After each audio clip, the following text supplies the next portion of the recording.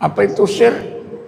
Kalau kita nak memahami apa itu sir, tuan-tuan, kita ingatkan beberapa istilah lain yang berkaitan.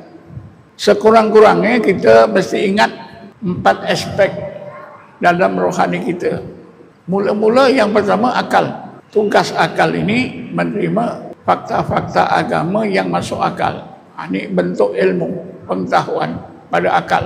Yang kedua, hati, al-qalbu. Hati ini untuk memahami, terutamanya yang akal tak boleh faham.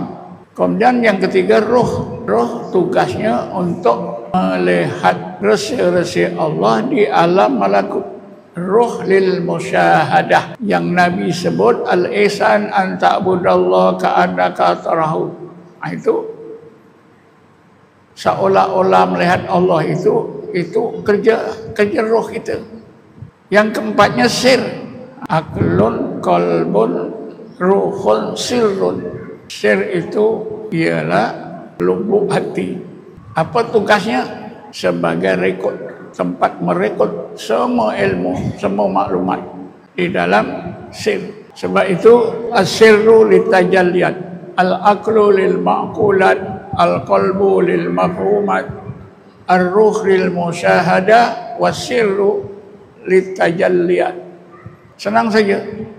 Sir itu lubuk hati, kerjanya merekod semua maklumat yang telah diterima pada akal, dipahami oleh hati, dimusyahadahkan oleh roh, semuanya terekod pada sir. Tapi oleh kerana kita jarang didedahkan dengan istilah sir, maka kita memang susahlah nak faham. Tapi bila kita belajar ilmu tasawuf, memang 4 aspek ini sangat penting untuk kita ingat. Macam apa yang saya sampaikan dalam kuliah ni, ya, itu masuk pada akal tuan-tuan. Sebahagiannya tuan-tuan dapat faham menerusi hati. Mungkin sebagian kecil hakikatnya dapat dilihat oleh roh tuan-tuan. Ini semua tuan-tuan tersimpan di dalam sir. Jadi sir itu macam arkib, menyimpan semua maklumat.